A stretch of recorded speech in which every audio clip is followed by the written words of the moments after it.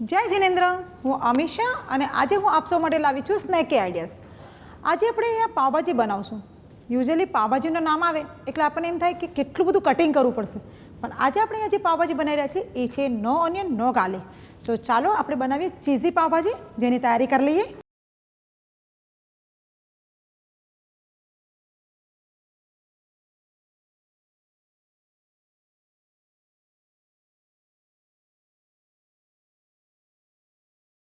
એક deep pen લેશું, oil લેશું, તેનામાં આપણે જીરું એડ કરી દઈશું.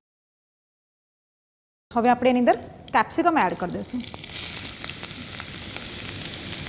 સો હવે એની અંદર આપણે ફ્રેશ કોરિએન્ડર એડ કરી દઈશું.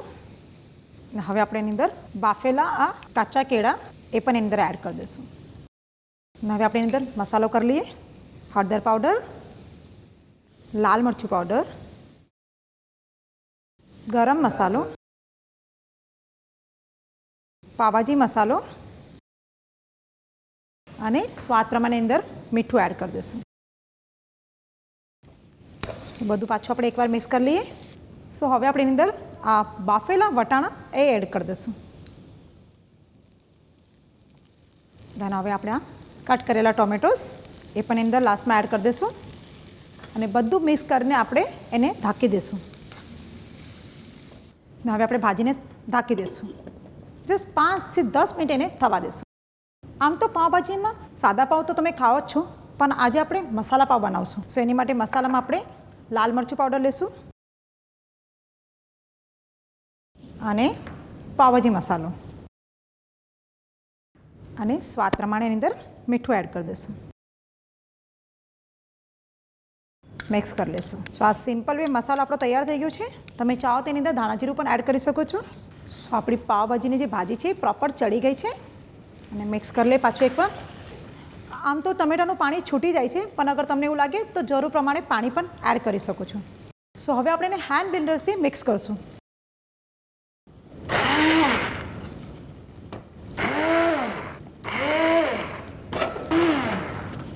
સો આપણી ભાજી પ્રોપર બ્લેન્ડ થઈ ગઈ છે.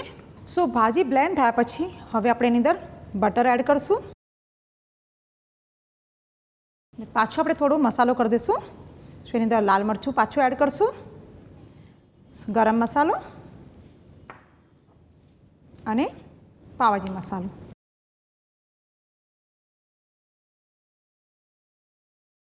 પાછું આપણે એકવાર ઢાંકીને 5 મિનિટ માટે ભાજીને થવા દઈશું. સો આપણી પાવભાજીનું નામ છે ચીઝી પાવભાજી. સો ચીઝ તો બનતા હૈ. સો આપણે થોડું ચીઝ એની અંદર એડ કરી દઈશું. સો આમ જ ચીઝ સાથે એને થવા દઈશું. આપણી આ ચીઝી પાવભાજી તૈયાર થઈ ગઈ છે. હવે આપણે ગરમા ગરમ ચીઝી ભાજીને એક બાઉલમાં સર્વ કરી લઈએ. અગેન થોડું ચીઝ પાછું આપણે એની અંદર એડ કરીશું. સો આપણે એને કોથમીરથી ગાર્નિશિંગ કરી લઈએ. સો આ નો ઓનિયન નો ગાર્લિક ચીઝી પાવભાજી તો તૈયાર થઈ ગઈ છે. હવે મસાલા પાવ બનાવી લઈએ. સો અહીંયા આપણે બ્રાઉન બ્રેડ લીધા છે, એને આ રીતે વચ્ચેથી કટ કરી લઈશું. Add butter.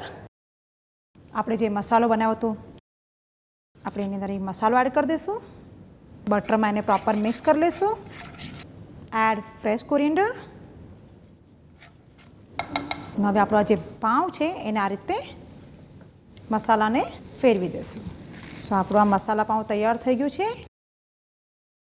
સો ગરમા ગરમ ચીઝી પાવભાજી તો રેડી છે, સાથે મસાલા પાવ પણ આપણે સર્વ કરી લઈએ.